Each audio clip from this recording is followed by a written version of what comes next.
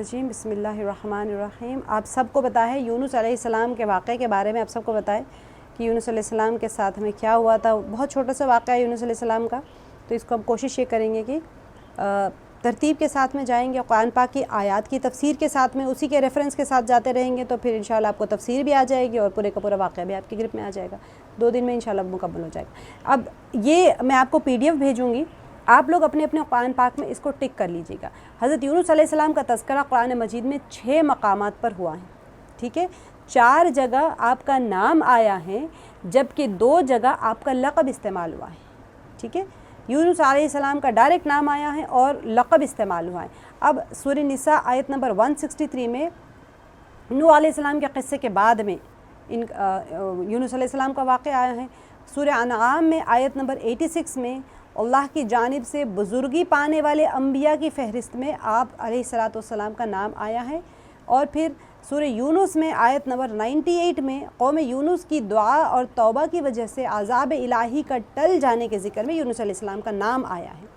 ठीक है। और सूरह अंबिया आयत नंबर 87 और 88 ये आप लोग टिक कर लीजिएगा। मैं जब आपको PDF भेजूँगी ये आयत सारे टिक करिएगा, इसका तर्जुमा पढ़िएगा। मैं इसमें से आप लोगों को मैं खुद क्विज़ रखूँगी, तो उसमें मैं सवाल उसी आयत में से पूछूँगी। आसान सा है, ज़्यादा मुश्किल नहीं है। यही आयत का रेफरेंस उसमें भी होगा। आपका लक़ब ज़ुन्नून इस्तेमाल हुआ है सूरह अंबिया में, ठीक है। और आपका वाक़या इंतहाई इख्तिसार के साथ में बयान, इख्तिसारी नहीं बिल्कुल शॉर्ट में बयान हुआ है। लेकिन सूरह साफ़ात हो जो है आयत नंबर 139 से 148 आपका वाक़या बहुत तफसील से आया है, जो कि आज हम करेंगे। सूरह साफ़ात की आयत 139 से लेके 148 तक, जिसके अंदर पूरी तफसील आ गई है सूरह यूनुस अलैहिस्सलाम के पूरे वाक़े के। हम वो आज उसकी तफसीर करेंगे, बाकियों की तफसीर मैं नहीं कर रही हूँ। सूरह क़लम आयत नंबर 48 से 52 आयत है। आप अलैहिस्सलाम का मुख्तसर वाक़या एक तमसील के तौर पे आया है, और उस जगह भी आपका नाम के बजाय वहाँ पर लक़ब आए साहिबुल हूत। हूत कहते हैं मछली को, मछली वाले, इस तरह से। तो इतनी जगहें हैं कुरान पाक में, 6 जगहें हैं जहाँ पर यूनुस अलैहिस्सलाम का वाक़या आया है, जिसके अंदर से 4 जगह पर आपका नाम इस्तेमाल हुआ है और 2 जगह के ऊपर आपकी कुनियत या लक़ब इस्तेमाल हुई है, ठीक है। अब जब हम देखेंगे सूरह साफ़ात की आयत नंबर, जिसे मैंने आपको बताया 139 से लेके 148 तक आपको वाक़या आएगा। यहाँ पर सूरह साफ़ात में 183 आयत है। ये चैप्टर नंबर 7 है आपको कुरान पाक का सूरह के एतबार से। देखिए, अब ये जो वाक़या है कुरान पाक में, मैं आपको हमेशा बताती हूँ मक्की सूरह है डेफिनेटली। तो मक्की सूरह के अंदर क्या मरकज़ी मज़ामीन होते हैं? अल्लाह ताला की वहदानियत होती है, नबी अंबिया या नबी सल्लल्लाहु अलैहि वसल्लम की हक़ानियत के बारे में आते हैं। कुरान पाक अल्लाह सुब्हान नबी सल्लल्लाहु अलैहि वसल्लम की रिसालत आती है, कुरान पाक की हक़ानियत के बारे में, उमर के उठाए जाने के बारे में। अब ये चारों मरकज़ी मज़ामीन के साथ साथ जो अहम मौजू आता है वो अंबिया के वाक़यात होते हैं। अंबिया के वाक़यात इसीलिए बयान किए जाते हैं कि नबी पाक सल्लल्लाहु अलैहि वसल्लम के साथ में जो उनका रवैया होता था मुशरिकीन मक्का का, वो रवैया ऐसा नहीं है कि सिर्फ नबी सल्लल्लाहु अलैहि वसल्लम के साथ में पेश आ रहे हैं, बल्कि तमाम पिछले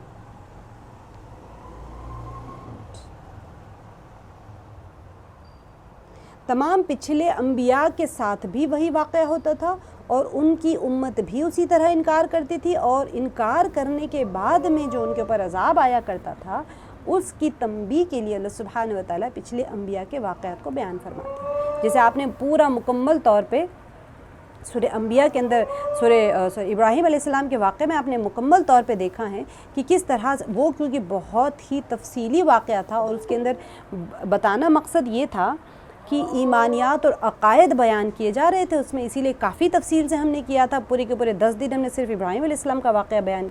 को हमने कवर करने की कोशिश की थी। अब यहाँ पर देखिए, पहले ये जो वाक़या है सूरह साफ़ात में, यहाँ पर जहाँ से हमारी आयत शुरू हो रही है 139 से पहले क्या चल रहा है, आयत नंबर 1 से लेके 138 तक क्या वाक़यात चल रहे थे। तो पहले हज़रत मूसा अलैहिस्सलाम का और हारून अलैहिस्सलाम का जिक्र हुआ, फिर इलियास अलैहिस्सलाम का, और फिर लूत अलैहिस्सलाम का वाक़या। तो ये सब अल्लाह के नबी और रसूल थे जिन्होंने ईमान और तौहीद की बात लोगों तक पहुँचाई। मगर لوگوں نے تسلیم نہیں کیا۔ ظاہر سی بات ہے،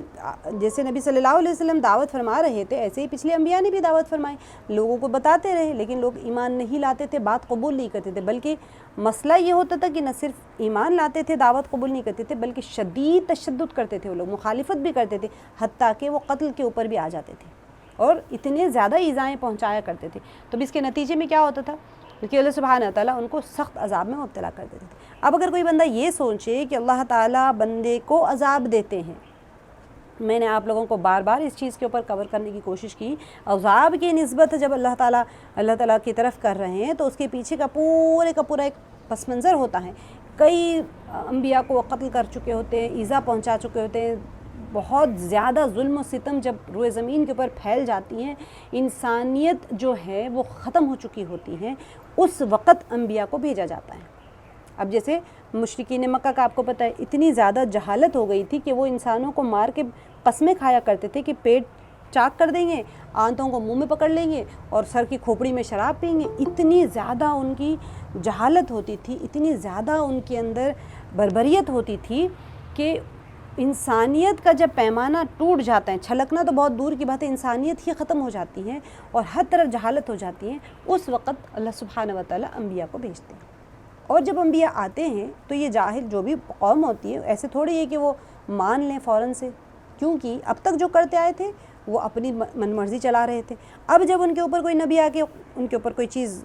حکم کرنے لگ جائے، اللہ سبحانہ و تعالیٰ کی احکامات کو لانے لگ جائے تو ان کو گراں گزرتا ہے، مشکل لگتی ہے، یہ کیا زندگی ہم گزاریں، یہ تو بہت ہی بندشوں والی زندگی۔ مانتے نہیں تھے کیونکہ غرور اور تکبر ان کے اندر اتنا زیادہ ہوتا تھا، حب جاہ ہوتا تھا، حب مال ہوتا تھا، نفس پسندی ہوتی تھی، اور وہ کسی لمیٹیشنز میں رہنا نہیں چاہتے، کسی دائرے میں نہیں رہنا چاہتے، تو وہ کیا کرتے تھے؟ انکار کر دیتے تھے۔ ایسے ہی مشرکین مکہ نے کیا تھا، ایسے ہی پچھلی قوموں نے بھی کیا تھا۔ تو پھر اس وجہ سے اللہ تعالیٰ کی طرف سے عذاب آتا تھا، کیونکہ وہ اب انسان ہوتے ہوئے بھی انسانیت کے لیے خطرہ بن چکے ہوتے ہیں، تو پھر اللہ تعالیٰ ان کو ختم فرما دیتے ہیں۔ تو یہاں پر اسی چیز کی طرف اشارہ ہو رہا ہے۔ موسیٰ علیہ السلام اور ہارون علیہ السلام کا واقعہ، اور یعنی وہ مخالفین بھی وہاں پر بحر قلزم میں ڈوبے گئے تھے۔ آپ کو پتہ ہے موسیٰ علیہ السلام اور ہارون علیہ السلام کے مخالفین کون تھے؟ فرعون تھا۔ فرعون اور اس کا جتنے بھی لشکر تھے وہ سارے کے سارے اللہ تعالیٰ نے ان کو سمندر میں غرق کر دیا تھا۔ حضرت الیاس علیہ السلام نے قوم کو ایک بت پرستش کرتے تھے، اس سے منع کیا، وہ بھی باز نہ آئے تو اللہ نے ان پر بھی عذاب بھیجا۔ تو اللہ تعالیٰ نے حضرت لوط علیہ السلام اور ان کے گھر والوں کو بستی سے نکال کر باقی لوگوں کو نیست و نابود کر دی۔ یہ سارے سورہ صافات کے اندر واقعات بیان ہو چکے ہیں۔ ان کی بستیاں الٹ دی گئیں اور اوپر سے پتھروں کی بارش ہوئی۔ یہ سارے واقعات اللہ تعالیٰ نے مشرکین عرب اور بعد میں آنے والوں کے لیے بطور عبرت ذکر کیے ہیں۔ اب یہ سارے سننے کے بعد میں وہ کہتے تھے کہ قرآن پاک کہانیوں کی کتاب ہے، یہ تو ہمیں پہلے سے پتہ ہے۔ جب انسان کی عقل مات کھا جاتی ہیں تو پھر اس کو عبرت ہی نظر نہیں آتی۔ عبرت کی جگہ وہ کہتے ہیں کہانیاں کیوں سنا رہے ہیں، ہمیں تو پتہ ہی ہے ساری کہانیاں۔ تو پھر ہم ہسٹری اس لیے پڑھتے ہیں تاکہ ہمیں پتہ چل جائے کہ پچھلوں نے کیا کیا تھا، کون سی غلطی کی تھی اور وہ کہاں پکڑ میں آ گئے تھے، تاکہ ہم سدھر جائیں۔ لیکن یہ لوگ جو گمراہ ہو جاتا ہے انسان، عقل ماند پڑ جاتی ہیں، تو وہ کہتے ہیں یہ ہمیں کیوں سنا رہے ہیں، اس سے کیا فائدہ ہے ہمیں۔ اب یہاں پر یاد دلایا ہے کہ اگر تم بھی نافرمانی سے باز نہ آئے اور دعوت حق کو قبول نہیں کیا تو پھر تمہارا انجام بھی پچھلی قوموں کے ساتھ میں جو ہوا تھا ایسے تمہارے ساتھ میں بھی ایسے ہی ہوگا۔ اب اسی سلسلے رسالت کی ایک کڑی کے طور پر حضرت یونس علیہ السلام کا ذکر ہو رہا ہے، ٹھیک ہے۔ اب یہاں پر جو بتایا جا رہے ہیں آیت کہ وَإِنَّ يُونُسَ لَمِنَ الْمُرْسَلِينَ، اور یونس علیہ السلام بھی اللہ کے رسولوں میں سے تھے، وہ صاحب وحی تھے، اور اللہ نے ان پر صحیفے بھی نازل فرمائے۔ صاحب وحی کون ہوتے ہیں؟ جن کے اوپر جبرائیل علیہ السلام وحی لے کر آتے ہیں، اور ان کے پاس صحیفے تھے، جیسے ابراہیم علیہ السلام کے پاس ان کے پاس کوئی کتاب نازل نہیں ہوئی تھی جیسے تورات ہے، انجیل ہے، ایسے نہیں، لیکن ان کے پاس صحیفے آتے تھے۔ تو پھر ان کے اوپر بھی صحیفے بھی نازل فرمایا، جو کہ بائبل میں صحیفے یوناہ یا صحیفہ یونافا کے نام پر شامل ہے۔ ان کے پاس کتابوں میں بھی ہے، آپ کو پتہ ہے وہ لوگ جوناہ کہتے ہیں، جوناہ یونس علیہ السلام کو، تو ان کے پاس بھی کتابوں میں ہے صحیفہ یوناہ یا پھر صحیفہ یونافا،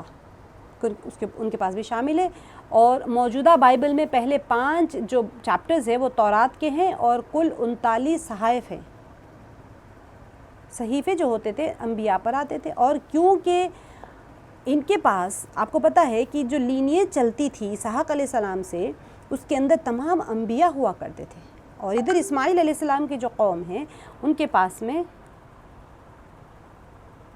اچھا کسی کو لنک گروپ کا نہیں آ رہا ہے تو ذرا آپ لوگ پلیز دیکھ لیجئے گا،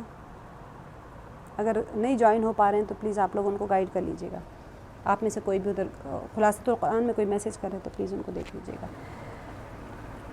اب ان کے پاس بھی صحیفے نازل اللہ تعالیٰ کی طرف سے صحیفے آتے تھے جو کہ بائبل میں بھی ہوا کرتے تھے۔ اب باقی جو انبیاء ہیں جن میں یونس علیہ السلام نبی کا یونس علیہ السلام جو تھے ان کے صحیفے بھی ہیں، آگے زبور ہیں اور آخر میں 4 انجیلیں ہیں۔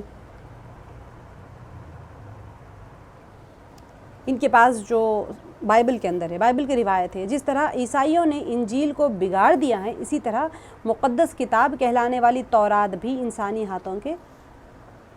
ہاتھوں نے ہی بدل دیے، جو کہ آپ دیکھ سکتے ہیں وہ محفوظ نہیں رہی۔ اور یہود کے لیے بہت جگہوں پر جب قرآن پاک میں جہاں جہاں یہود کا تذکر آتا ہے ان کو یہی بار بار ان کے تاکید کی گئی کہ تم نے اپنے فائدے کے لیے، اپنی دنیا کمانے کے لیے تم نے اپنی آخرت کو داؤ پہ لگا لیا، اور ان کی جو کتاب تورات ہے اس کے اندر تم نے سارے تبدیلیاں کر لی، جو ان کی مرضی آتا، جو مالدار آتا تھا ان کے پاس میں اگر وہ کوئی مسئلہ پوچھتا تھا تو ان کے حساب سے تبدیل کر دیتے، جو غریب آتا اس کو صحیح مسئلہ بتا کے چلے جاتے۔ تو یہ اس طرح سے وہ تبدیلیاں کرتے رہتے تھے، کیونکہ میں نے آپ لوگوں کو بتایا تھا کہ ان کا جو مذہب تھا اس کے اندر ہر کوئی تورات نہیں پڑھتے تھے۔ مسائل جیسے ہمارا کوئی مسائل قرآن پاک پڑھ لیتے، ان کے پاس یہ ہوتا تھا کہ وہ چرچ میں یا ان کی جو جگہ ہوتی تھی، جہاں چرچ نہیں ہوتی تھی، خیر ان کی ایک جگہ ہوتی تھی، سیناگوگ شاید پتہ نہیں ان کو کیا کہتے ہیں، وہاں پہ جاتے تھے اور جو ان کا پادری کہتا تھا وہ ان سے سنتے تھے اور آ جاتے تھے، وہی عمل کرواتے تھے، وہی دعوت دیتے تھے، وہی دین کی باتیں بولتے تھے۔ تو یہ لوگ کیا کرتے تھے کہ وہاں پر آ کے خلط ملط کر دیتے تھے باتوں کو، حق بات پہنچاتے نہیں تھے، تو انہوں نے بھی بہت ساری چیزوں کو محفوظ نہیں رکھا۔ اب یونس علیہ السلام کا اصل وطن کیا تھا؟ جب اب ہم یونس علیہ السلام کے آ جاتے ہیں، سارے اتنے انبیاء کے واقعات اس کے اندر بیان ہونے کے بعد میں یونس علیہ السلام کے اوپر آ جاتے ہیں کہ یونس علیہ السلام کا اصل وطن شام اور فلسطین تھا۔ یہاں پر تو نہیں، تھوڑا سا ادھر ہٹ کے ہے شام اور فلسطین، یہاں پر یہ دیکھ لیجیے فلسطین ہے۔ اب مگر اللہ تعالیٰ نے ان کو عراق کے صوبے موصل، یہ آپ یہاں پر دیکھ رہے ہیں موصل، یہاں پر یہ موصل ہے، ٹھیک ہے، یہاں پر ایک شہر نینوا، آپ لوگ کو سب کو پتہ ہونا چاہیے، عراق کے اندر، عراق کے قریب میں ایک صوبہ ہے موصل، ٹھیک ہے۔ اب موصل میں دریائے فرات کے کنارے واقع مشہور شہر نینوا کی طرف مبعوث فرمایا، ٹھیک ہے۔ اب یہاں پر میپ میں دریائے دجلہ ہے اور فرات تھوڑا ادھر ہٹ کے میپ میں نہیں آیا، لیکن عراق کا بارڈر پہ اوپر دریائے فرات آتی ہے، ٹھیک ہے۔ تو اس ریفرنس اگر آپ لیں گے تو پھر دریائے فرات کے بارڈر میں ہوگا، ادروائز دریائے دجلہ کے کنارے میں آ جائے گا، جغرافیکلی اگر آپ دیکھیں گے تو۔ اب یہاں پر آپ کا زمانہ مسیح علیہ السلام سے تقریباً 850 سال قبل کا ہے۔ میں نے آپ لوگوں کو شاید کہ سیکوینس بتایا ہے پہلے بھی کہ ابراہیم علیہ السلام کے تقریباً 2000 سال کے بعد میں موسیٰ علیہ السلام تشریف لائے تھے، موسیٰ علیہ السلام کے 2000 سال کے بعد میں عیسیٰ علیہ السلام تشریف لائے تھے، عیسیٰ علیہ السلام کے 500 سال کے بعد میں نبی صلی اللہ علیہ وسلم کی بعثت ہوئی تھی۔ تو اب ہمارے میں اور ابراہیم علیہ السلام کے زمانے میں تقریباً 6000 سال کا فرق ہے، کیونکہ عیسیٰ علیہ السلام کے 500 سال کے بعد میں آپ صلی اللہ علیہ وسلم ابھی تو 1500 سال ہو گئے، تو ہم جو ہے عیسیٰ علیہ السلام سے 2000 سال بعد ہے، عیسیٰ علیہ یہ تینوں ادوار کو اگر آپ دیکھیں گے تو 6000 سال کا فرق آ جاتا ہے۔ اب یہاں پر عیسیٰ علیہ السلام سے تقریباً 850 سال قبل کا ہے، یعنی کہ موسیٰ علیہ السلام اور عیسیٰ علیہ السلام کے بیچ میں تشریف لائے تھے یونس علیہ السلام، ٹھیک ہے۔ تو سمجھ لیجئے آپ کہ موسیٰ علیہ السلام کے 1200 سال بعد میں یونس علیہ السلام آئے تھے، 800 سال قبل مطلب 1200 سال کے بعد میں، کیونکہ موسیٰ علیہ السلام اور عیسیٰ علیہ السلام کے درمیان کا جو وقت تقریباً 2000 سال کا ہے۔ مورخین جو لکھتے ہیں، ہمیں تو واللہ عالم بالصواب 2000 سال کس نے گنے ہیں، لیکن جو لکھا ہوا ہے اس کے حساب سے میں آپ کو بتا رہی ہوں، ٹھیک ہے۔ اب یہاں پر آپ بنی اسرائیل یعنی حضرت یعقوب علیہ السلام کی اولاد میں سے ہیں، جس میں اللہ نے کم و بیش 4000 نبی مبعوث فرمائے۔ کیسے اسحاق علیہ السلام یعقوب علیہ السلام کے اولاد میں سے ہوں گے؟ بنی اسرائیل یعنی کہ آپ کو بتائی تھی بنی اسرائیل یعقوب علیہ السلام کا لقب تھا، اسرائیل اصل میں یعقوب علیہ السلام کا لقب تھا، اللہ کے بندے، تو ان کی جتنی اولادیں ہیں ان کو بنی اسرائیل کہا جاتا ہے۔ تو یعقوب علیہ السلام کے اولاد میں سے اسی لیے ہے کیونکہ یہ جو لینیج چلتا تھا ابراہیم علیہ السلام کے 2 بیٹے ہیں، اسحاق علیہ السلام اور اسماعیل علیہ السلام، تو اسحاق علیہ السلام کے لینیج میں سے سارے انبیاء تھے، تو کتنے انبیاء کم و بیش؟ یعقوب علیہ السلام کی اولاد میں سے اللہ نے کم و بیش 4000 نبی مبعوث فرمائے، اور نینوا کا شہر ایک متمدن علاقہ تھا جہاں مستقل بادشاہت تھی، بہت ہی ایک سویلائزڈ آرگنائزڈ سٹی تھا وہ، ٹھیک ہے، اور وہاں پر ایک بادشاہت تھی، تو آپ وہاں عرصے دراز تک لوگوں کو توحید کی دعوت دیتے رہے، مگر لوگوں نے اس دعوت کو قبول نہ کیا، کیونکہ ایک شیوا تھا ان کے اندر، بات نہ ماننے کی ضد تھی۔ آخر آپ نے اللہ کے محکمے، ایک ہوتے اللہ تعالیٰ کے محکمے سے لوگوں کو وعید سنا دی، اللہ تعالیٰ کی طرف سے دعا کرتے رہے، دعوت دیتے رہے، دعا کرتے رہے، جب اللہ تعالیٰ سے ان کو پتہ چل گیا کہ اب یہ قوم کو ہدایت نہیں ملنے والی ہے، تو انہوں نے کہا کہ اب تمہارے پر ایک عذاب آنے والا ہے، کہ اگر اب بھی ایمان نہیں لاؤ گے تو اللہ تعالیٰ کا کہ عذاب کا انتظار کرو۔ یہ یونس علیہ السلام نے ان کے قوم کو کہہ دیا۔ اب مفسرین بیان فرماتے ہیں کہ اللہ تعالیٰ نے حضرت یونس علیہ السلام کو موصل کے علاقے میں نینوا والوں کی طرف مبعوث فرمایا تھا، آپ نے انہیں اللہ کی طرف بلایا، انہوں نے آپ کی تکذیب کی اور کفر اور عناد پر اڑے رہے، ضدم ضدی اور کفر اس کے اوپر اڑے۔ جب اسی طرح سے ایک بہت لمبا عرصہ گزر گیا تو پھر کیا ہوا، یونس علیہ السلام بستی سے نکل گئے، ان کو وعید سنا دی، لوگوں کو فرما گئے کہ 3 دن کے بعد ان پر عذاب آ جائے گا، ٹھیک ہے۔ اب متعدد صحابہ و تابعین فرماتے ہیں کہ جب حضرت یونس علیہ السلام باہر تشریف لے گئے تو قوم کو یقین ہو گیا کہ اب عذاب ضرور نازل ہوگا۔ اس وقت اللہ تعالیٰ نے ان کے دلوں میں توبہ کی طرف توجہ پیدا فرما دی، بلکہ بہت ساری کتابوں میں آتا ہے کہ انہوں نے عذاب کو دیکھ لیا تھا، جب بارش کا وہ آسمان پہ دیکھنے لگے تو گہرے کالے بادل آ کے انہوں نے کہا تو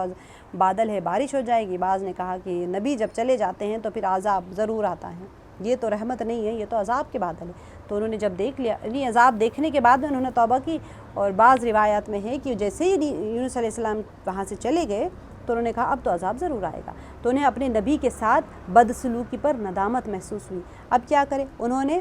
پھٹے پرانے کپڑے پہن لیے، جانوروں کے بچوں کو ان کے ماؤں سے الگ کر دیا، پھر وہ اب دیکھیں جانور کا بچہ جو ہوتا ہے کیسے چنگھاڑتا ہے، بکرے ہو، اونٹ ہو، جو بھی ان کے ڈومیسٹک اینیملز ہوتے ہیں، گھریلو جو پالتو جانور ہوتے ہیں، ان کو الگ کر دیا بچوں سے۔ ادھر یہ دودھ کے لیے بچہ پکار رہے ہیں، ادھر جانور پکار رہے ہیں، ایسے ہی ماؤں کو بچوں سے الگ کر دیا تاکہ وہ آہو پکار ایسی درد بھری بچوں کے رونے کی تلملاہٹ، بچہ جب روتا ہے اور ادھر ماں تڑپ رہی ہے ادھر بچہ تڑپ رہے ہیں، تو اللہ تعالیٰ کی رحمت جوش میں آ جائے، اور سب کے سب ایک میدان میں پھٹے پرانے کپڑے پہن کے جمع ہو گئے اور رو کر عاجزی کے ساتھ اللہ سے دعائیں مانگنے لگے۔ مرد بھی روتے تھے، عورتیں بھی، بچے بھی، سب رونے لگے، کیونکہ وہ عذاب ایسا تھا، انسان کو پتہ چل جاتا ہے اللہ سبحانہ و تعالیٰ نے ان کے لیے ہدایت رکھی ہوئی تھی۔ اونٹ بھی بلبلاتے تھے، ان کے بچے بھی، گائیں بھی، اور جتنے ان کی تھی وہ گایوں کا کیسا ہوتا ہے پکارنا، اور بچھڑے بھی رانجتے تھے، بکریاں بھی ممناناتی تھی، اور ان کے میمنے بھی، سارے منمنا رہے ہیں، رو رہے ہیں، بہت ہی رقت آمیز منظر تھا۔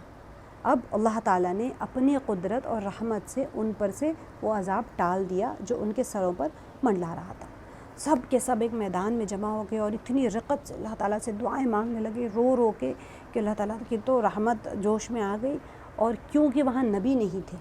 انہوں نے کہا اور وہ چلے گئے وہاں سے، تو اب ان کے اوپر اللہ تعالیٰ نے ان کا اس رونے کو قبول فرما کے اللہ تعالیٰ نے ان سے عذاب کو ٹال دیا۔ اب یونس علیہ السلام کی جو خطا تھی،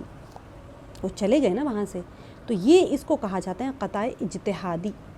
ٹھیک ہے۔ یونس علیہ السلام لوگوں کو عذاب کی وعید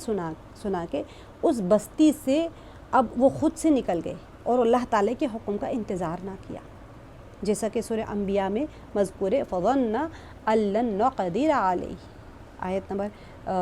87 میں ہے کہ انہوں نے گمان کیا کہ بلا اجازت بستی چھوڑ دینے سے ان پر اللہ کی گرفت نہیں آئے گی۔ دیکھیں ہوتا کیا ہے، یوزولی عموماً کیا ہوتا ہے کہ وہ سوچے کہ عذاب تو آنے والا ہے، سب نبی کو تو واقع سب جتنے انبیاء ہیں ان کو تو حکم ہو جاتا ہے، لوط علیہ السلام کو، جتنے بھی انبیاء، یعنی نوح علیہ السلام کو بھی حکم ہوا تھا آپ کشتی میں سوار ہو جائیں، لوط علیہ السلام کو آ گیا بستی چھوڑ کے چلے جائیں، کیونکہ انبیاء تو چلے جاتے ہیں بستی چھوڑ کے۔ تو جیسے ہی پتہ چل گیا ان کو کہ بھئی یہ قوم کے اوپر اب عذاب آنے والا ہے، 3 دن پہلے انہوں نے کہا، بس ان سے ایک اجتہادی غلطی ہو گئی، یعنی اجتہاد کہتے ہیں اپنے آپ میں سیلف انسان کیلکولیٹ کر لیتا ہے، اپنے اندر ایک سوچتے ہیں ہاں یہ صحیح ہے، غلطی نافرمانی تو انبیاء تو معصوم ہوتے ہیں،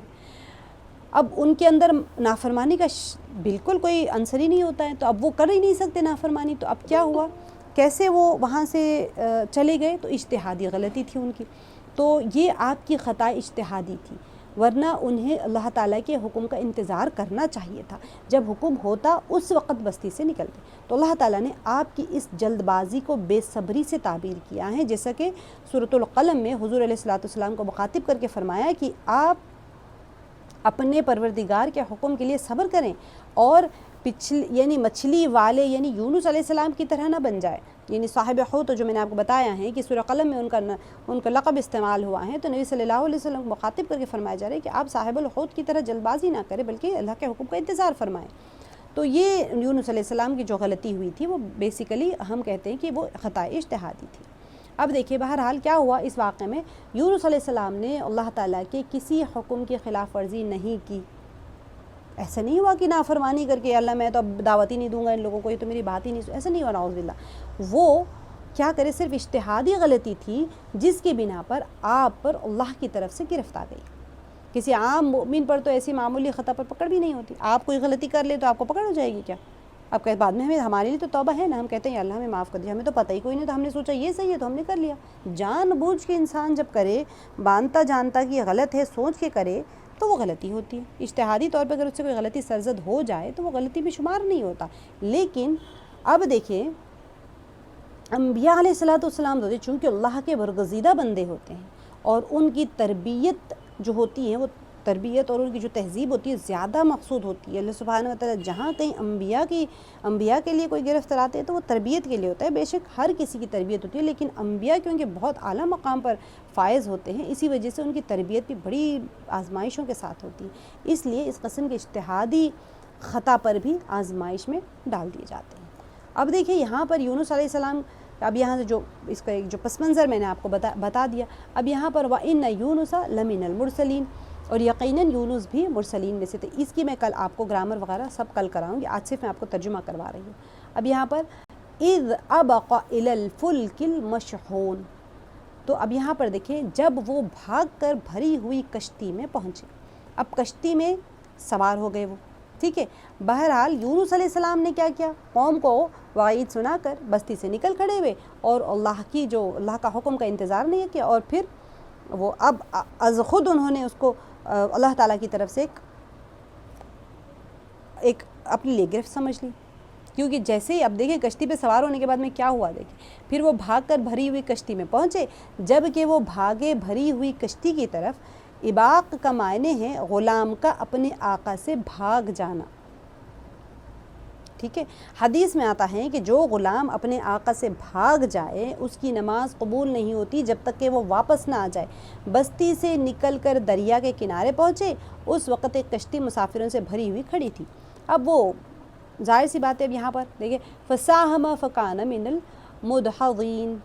تو یہاں پر اس آیت کی میں آپ کو تشریح بتا دیتی ہوں۔ پھر وہ قرعہ اندازی میں شریک ہوئے اور قرعے میں مغلوب ہو گئے۔ اب یہاں پر قرعہ اندازی، وہ کشتی میں سوار ہو گیا، انہوں نے کیا کیا، اہل کشتی نے اب جیسے ہی وہ کشتی میں سوار ہو گئے وہ کشتی میں طوفان آ گیا، بیچ میں پہنچے، اب ان کو پتہ چل گیا کہ اوہو میں تو بھاگا ہوا ہوں، میں نے تو اللہ کے حکم کی نافرمانی کی اور میں بھاگ کر آیا ہوں۔ تو یہ جو کشتی میں کیونکہ اس زمانے میں یہ ہوتا تھا کہ جب غلام بھاگ کے جاتا تھا کہیں، کوئی غلام ہوتا ہے اگر بھاگ کے چلا جائے تو پھر اس کی پکڑ ہو جاتی ہے، اور جب اس کی پکڑ ہو جاتی ہے تو جب تک کہ وہ واپس نہ جائے، جیسے نماز بھی اس کی قبول ہے تو اس کو واپس جانا چاہیے۔ اب انہوں نے دیکھ لیا کہ کشتی میں طوفان آ گیا، اب یہ تو میری وجہ سے ہی آ گیا، تو انہوں نے جو وہاں پر جو تھے فساہمہ، اور پھر وہ قرعہ اندازی کرنے میں وہ شریک ہوئے اور قرعے میں مغلوب ہو گئے۔ تو اہل کشتی نے آپس میں مشورے سے طے کیا کہ تمام مسافروں میں قرعہ اندازی کی جائے، اور جس شخص کے نام پر قرعہ نکلے اسے ہم دریا کے سپرد کر دیں گے، کیونکہ اب طوفان کو روکنا ہے، طوفان بہت زبردست وہاں پر آ گیا تھا۔ اب طوفان ایسا آیا، سب کو پتہ تھا کشتی والوں کو کہ بھئی کوئی نہ کوئی اس کے اندر بھاگا ہوا غلام ہے، اب جب تک کہ ہم اس کو کشتی میں نہیں پھینک دیں گے یہ طوفان تھمنے والا نہیں ہے۔ تو یونس علیہ السلام کا حلیہ مبارک تو ظاہر سی بات ہے بہت ہی متبرک نبی ہے، تو ان کے چہرے انور سے تو وہ نورانیت اور ان کے لباس اور ہر چیز سے وہ ظاہر ہوتے ہیں، تو انہوں نے کہا یہ تو نہیں ہو سکتے بھاگے ہوئے غلام، یہ ہم کیسے وہ کریں، تو پھر بھی قرعہ اندازی میں ان کو شامل کر لیا۔ اور اس کے بعد میں قرہ نکالے۔ تو اب یہاں پر کیا ہوا تھا، قرہ اندازی کی جائے اور جس شخص کا نام پہ قرہ نکلے اسے دریا کے سپرد کر دیا جائے۔ فساہمہ، بس یونس علیہ السلام بھی قرہ اندازی میں شریک ہوئے۔ فکان من المدحضین، بس وہی تھے مغلوب ہونے والوں میں، یعنی قرہ انہی کے نام نکلا۔ اب سب پریشان ہو گئے، اب ایسے کیسے ہو سکتا ہے، تاکہ انہیں دریا میں پھینک دیا جائے۔ جیسے قرآن اندازی میں وہ لوگ تو سب سے پہلے تو ان کو قرآن اندازی میں شمار ہی نہیں کرنا چاہ رہے تھے کہ بھئی اتنے نیک برگزیدہ بندے، ان کو کیسے قرآن اندازی میں شمار کیا جائے۔ تو جب ڈالے تو اٹھائے بھی وہی قرآن، جب اٹھائے تو انہی کا نام نکل آیا، تو کہا کہ چلو بھی ان کو ہم دریا کے سپرد کر دیتے ہیں۔ اب قرآن اندازی میں یونس علیہ السلام کی شرکت کے متعلق بعض مفسرین کہتے ہیں کہ آپ کی اچھی شکل و صورت دیکھ کر اہل کشتی نے آپ کو کہا کہ آپ قرآن ڈالیں۔ بہرحال آپ نے بذات خود قرآن اندازی کی یا دوسروں کی بار بار ایسا کرنے پر نام آپ ہی کا نکلا، مگر لوگوں کا اعتبار نہیں آ رہا تھا کہ اتنی نیک شکل و صورت کا آدمی بھاگا وہ غلام کیسے ہو سکتا ہے۔ ان کو تو پتہ تھا، یونس علیہ السلام نے تو سوچ لیا کس کے غلام ہیں، انسان غلام ہے کس کا، انسان تو اللہ کا غلام ہے۔ جب انہوں نے سوچا کہ بھئی میں تو بھاگا ہوا غلام ہی ہوں، میں نے تو اللہ کی نافرمانی کی ہے، ان کو پتہ چل گیا، احساس ہو گیا، اندازہ ہو گیا، تو انہوں نے کہا کہ اوہو یہ تو میرے لیے ہی ہے، جب اتنے بار قرآن ڈال رہے ہیں انہی کا نام آ رہا ہے۔ اب انہوں نے کہا کہ چلو مجھے اٹھا کے پھینک دو۔ یونس علیہ السلام خود سمجھ گئے کہ اپنے آقا سے بھاگے ہوئے وہی ہیں، لہٰذا وہی مجرم ہے اور انہی کو پانی کے سپرد کر دینا چاہیے۔ باقی لوگوں کی جان بچانے کی خاطر اپنی جان کی قربانی دے دینی چاہیے۔ چنانچہ انہوں نے کیا کیا، خود پانی میں چھلانگ لگا دی، یا لوگوں نے کشتی سے نیچے پھینک دیا، آپ دریا میں پہنچ گئے۔ جس طرح سے بھی ہو، جیسے بھی ڈیسائیڈ ہوا وہ ان کو دریا میں ڈال دیا گیا۔ اب یہاں پر جو آیت ہے فَالْتَقَمَهُ الْحُوتُ فَهُوَ مُلِيمٌ، پھر مچھلی نے انہیں نگل لیا، جبکہ وہ اپنے آپ کو ملامت کر رہے تھے۔ ملیم ملامت کرنے کے لیے آتا ہے، تو یہ مچھلی کے پیٹ میں پہنچ گئے۔ اب اللہ تعالیٰ کی قدرت کہ جہاں آپ پانی میں کودے، آگے مچھلی منہ کھولے کھڑی تھی، کیونکہ وہ تو ہر چیز مشیت الہی کے مطابق طے تھا۔ کہتے ہیں نا جب انسان سمندر اسی کو غرق کر سکتا ہے جس کو حکم ہو غرق کرنے کا، جسے موجیں اچھال دے اسے کہاں سمندر غرق کر سکتا ہے۔ اللہ کا حکم ہے موجوں کو کہ تم نہیں نگل سکتے ہو، مچھلی کو کہا کہ نگل جاؤ، تو فَالْتَقَمَهُ الْحُوتُ، تو پھر یہاں پر پھر اس مچھلی نے آپ کو لقمہ بنا لیا، یعنی سالم نگل گئی۔ آپ کو پتہ ہے بڑے بڑے بلو ویلز یا پھر اس طرح کے جو ہوتے ہیں مچھلیاں ہوتے ہیں وہ لوگ ایسے ہی نگل جاتے ہیں۔ وَهُوَ مُلِيمٌ، تو اور آپ اس وقت ملامت والے تھے۔ ملیم کا مطلب یہ ہے کہ وہ اپنی جو انہوں نے ان سے جو سرزد ہو گئی تھی نا، کارگزاری کیا تھی ان کی، وہ اپنے بستی والوں کو چھوڑ کے آ گئے تو وہ اپنی کارگزاری کی بنا پر ملامت زدہ ٹھہرے، یا پھر یہ کہ وہ اپنی لغزش پر خود اپنے آپ کو ملامت کر رہے تھے۔ آپ مچھلی کے پیٹ میں کتنا عرصہ رہے، اس کے متعلق روایت مختلف ہے، جسے لوگ کہتے ہیں 40 دن، بعض روایت میں ہے کہ وہ 7 دن رہے، بعض تفاسیر میں 1 دن، بعض میں 3 دن اور بعض میں 40 دن کا ذکر بھی آتا ہے۔ واللہ عالم بالصواب۔ جیسے ابراہیم علیہ السلام کے بارے میں کہ وہ کتنے دن آگ میں رہے، بہت سارے مختلف اس کے بارے میں روایات ہیں، ٹھیک ہے، کچھ دن 3 دن، 5 دن، 10 دن، 11 دن، 40 دن، تو اس طرح سے یہ طے نہیں ہے، کیونکہ وہ مقصد بھی نہیں ہوتا ہے۔ کتنے دن مچھلی کے پیٹ میں رہے مقصد نہیں ہے، اصل چیز یہی ہوتی ہے۔ اگر آپ کہیں، میں ایک واقعہ سناؤں آپ کو، ٹھیک ہے،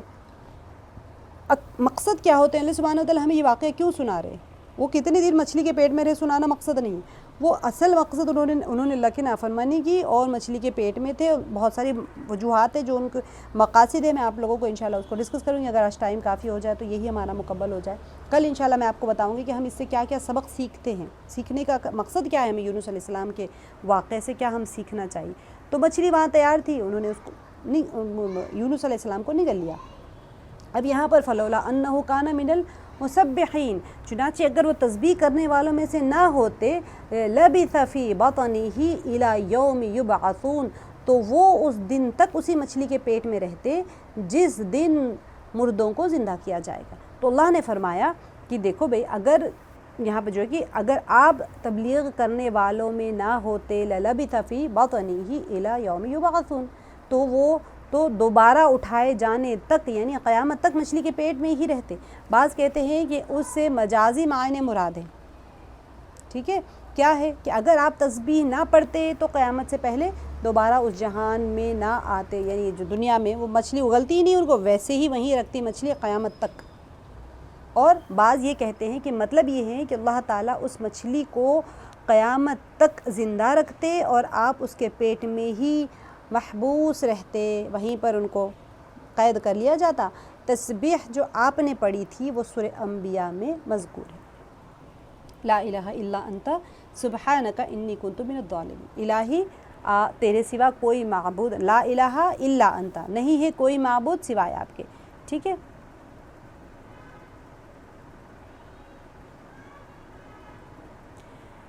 تو ہر عیب اور نقص سے پاک ہے۔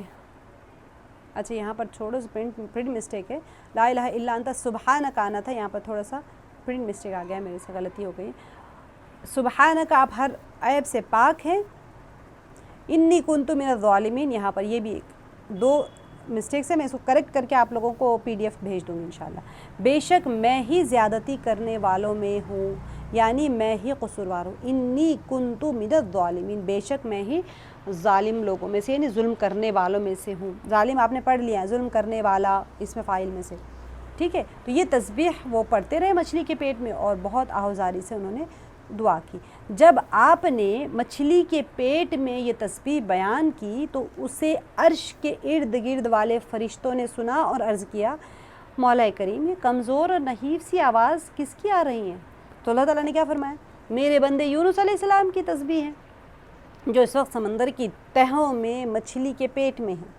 تو فرشتوں نے کہا، کیا وہی یونس علیہ السلام جس کے نیک اعمال ہر روز آپ کی بارگاہ میں پیش ہوتے ہیں؟ نبی ہے، ڈیفینیٹلی ان کے تو اعمال پیش ہی ہوتے ہیں۔ تو پھر اللہ تعالیٰ نے کیا فرمایا، ہاں پھر فرشتوں نے بارگاہ رب العزت میں سفارش کی کہ مولا کریم اپنے بندے کو اس مصیبت سے نجات دے۔ میں نے آپ کو بتایا تھا حاملین عرش جو ہوتے ہیں،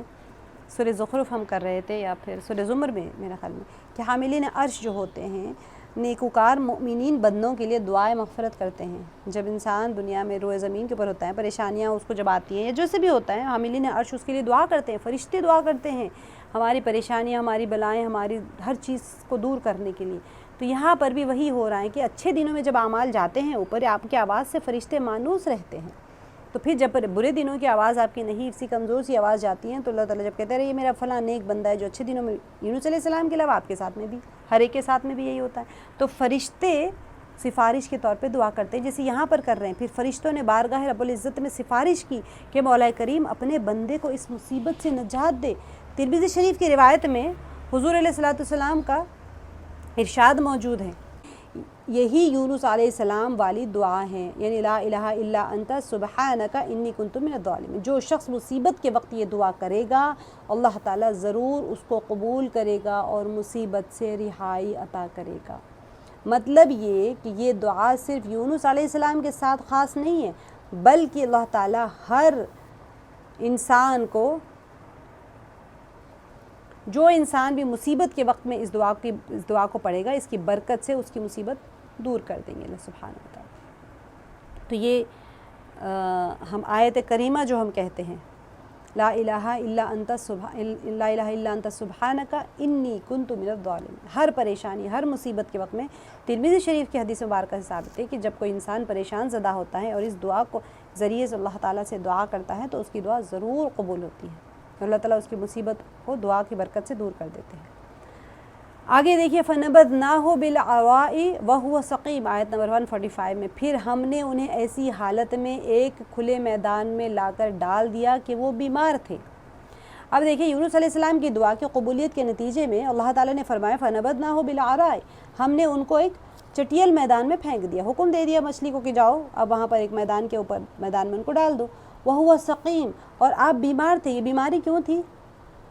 وہ مچھلی کے پیٹ میں تھے نا اتنے دنوں، تو وہ ایسے ہو گئے تھے بالکل نومولود بچے کی طرح، ان کی بال بھی چلے گئے ان کے سارے، اور بہت نازک جسم ہو گئے تھے وہ۔ تو اللہ تعالیٰ کی منشا تھی کہ مچھلی کے پیٹ میں یونس علیہ السلام کی ہڈیاں اور گوشت صحیح سلامت رہے،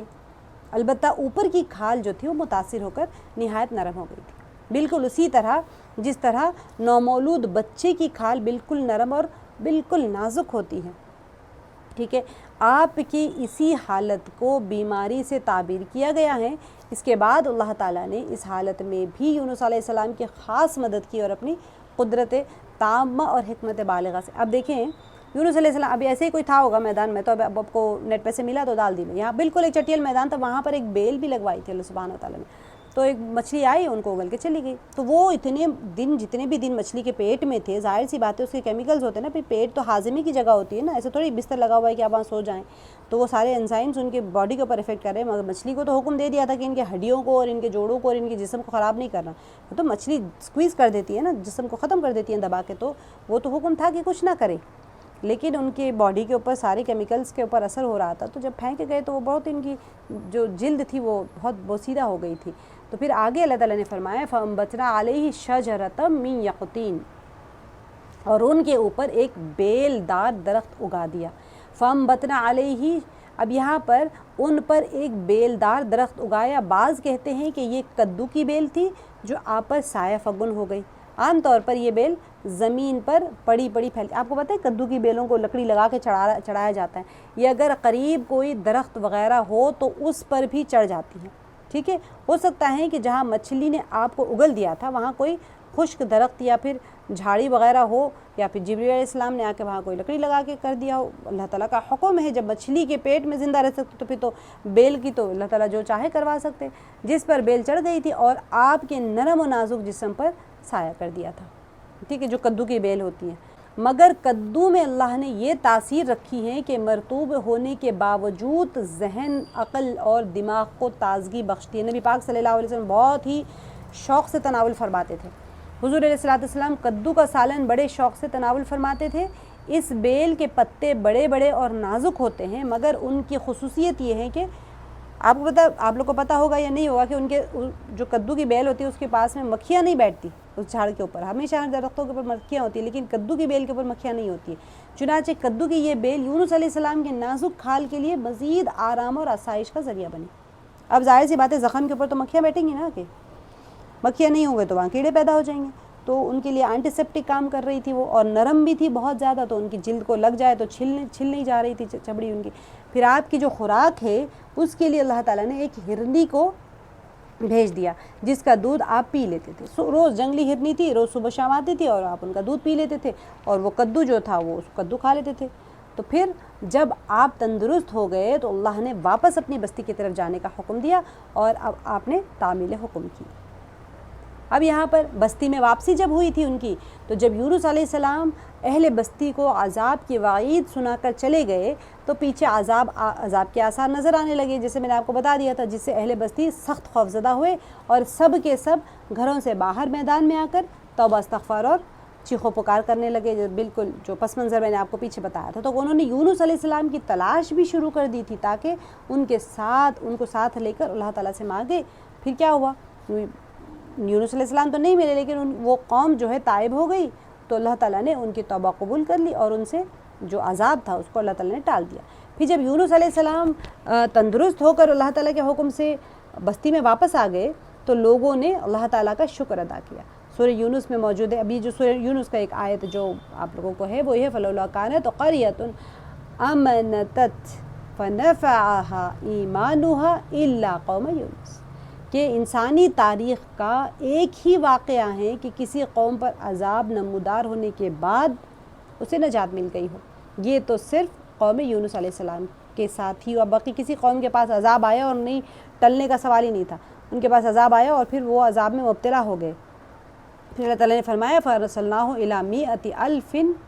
أَوْ يَزِيدُونَ، اور ہم نے انہیں 1,00,000 بلکہ اس سے بھی زیادہ لوگوں کے پاس پیغمبر بنا کر بھیجا تھا۔ یونس علیہ السلام کی واپسی کا ذکر کرتے ہوئے اللہ تعالیٰ نے فرمایا کہ ہم نے ان کو 1,00,000 یا اس سے زیادہ لوگوں کی طرف بھیجا تھا۔ اب وہ جو بستی کے لوگ تھے وہ 1,00,000 اور اس سے زیادہ تھے، ٹھیک ہے، تو اس سے وہی آپ کی بستی مراد ہے جس کی آبادی اتنی تھی۔ اب ترمذی شریف میں 1,20,000 کا ذکر آتا ہے، بعض کہتے ہیں کہ بالغ مرد و زن تو 1,00,000 تھے اور باقی 20,000 جو ہے بچے تھے۔ اب یہ تو کاؤنٹ کے اوپر ہے، مفسرین کا جو لکھنا ہے کہ کتنے لوگ تھے، 1,20,000 تھے، کوئی کہتے 1,00,000 تھے۔ بہرحال یہاں پر فآمنوا فمتعناہم إلی حین، پھر وہ ایمان لے آئے تھے اس لیے ہم نے انہیں ایک زمانے تک زندگی سے فائدہ اٹھانے کا موقع دیا۔ تو فرمایا فآمنوا، وہ لوگ ایمان لے آئے جو بستی والے تھے، کفر و شرک اور برائی سے باز آ گئے، اور پھر ہم نے ان کو ایک مقررہ وقت تک فائدہ پہنچایا۔ جب تک وہ لوگ ایماندار رہے اللہ کی طرف سے انہیں آرام اور راحت بھی ملتی رہی۔ ظاہر سی بات ہے انسان جب ایمان پر رہے گا تو اس کو ساری نعمتیں ملے گی، پھر جب زمانے بدل گیا اور وہ پھر اپنی پرانی روش پر آ گئے تو اللہ نے ان پر انعام اور اکرام کا دروازہ بھی بند کر دیا۔ عموماً ہوتا یہی ہے۔ یہ سورہ یونس کا ہے کہ فلولا کانت قریۃ آمنت۔ اب یہاں پر جو قوم تھی، اگر وہ اسی کا ترجمہ ہے کہ پس کیوں یونس کی قوم کے سوا ایسی کوئی بستی والے نہیں ہوئے جو ایمان لائے ہو اور جن کو ان کے ایمان نے فائدہ پہنچایا ہو۔ جب وہ ایمان لائے تو ہم نے ان سے اس دنیاوی زندگی میں ذلت کا عذاب دور کر دیا اور انہیں ایک مدت تک سامان معیشت عطا کی۔ اب یہاں پر اللہ سبحانہ وتعالیٰ اسی طرف اشارہ فرما رہے ہیں کہ جب کوئی قوم کے اوپر عذاب آ جاتا ہے، ڈیفینیٹلی کسی کے اوپر عذاب آنے کے بعد میں تو ٹلتا نہیں ہے، لیکن اگر کوئی قوم احکام کو مان کر چلے تو پھر اس صورت میں ان کے اوپر عذاب نہیں آتا۔ تمہاری نافرمانیاں جو تم کرو گے تو اس کے بعد میں تم نتیجہ اس کا بھگتو گے۔ تو یہ تھا ہمارا یونس علیہ السلام کا واقعہ۔ اب آپ لوگوں کو میں یہ PDF شیئر کر دوں گی، آپ لوگوں کو یہ جو ٹرانسلیشنز ہے نا آیت، اس کا لفظی ترجمہ باب محاورہ ترجمہ پڑھ لینا ہے، ٹھیک ہے۔ کل انشاءاللہ میں خود آپ لوگوں کو سمجھاؤں گی، کل آپ لوگ پڑھ کے آئیے گا تو آپ لوگوں کو گرامیٹیکلی بھی جو ہم نے پڑھا ہے وہ بھی اور لفظی ترجمہ بھی میں آپ لوگوں کو بتا دوں گی، اور اس کے اندر جو سحرفی وہ ہے، یہ جیسے اب یہاں پر ہے یقطین ہے تو قاف طا نون ہے تو بیلدار درخت، یہ جو تھوڑے سے ورڈز ہے 8 9 یا 10 ورڈز ہے، آپ لوگوں کو اس کو یاد کر لینا ہے تاکہ جہاں جہاں ریپیٹ ہو جائے قرآن پاک میں تو آپ کو پتہ چل جائے، یا پھر ایک نیا ورڈ سیکھ لیں گے آپ۔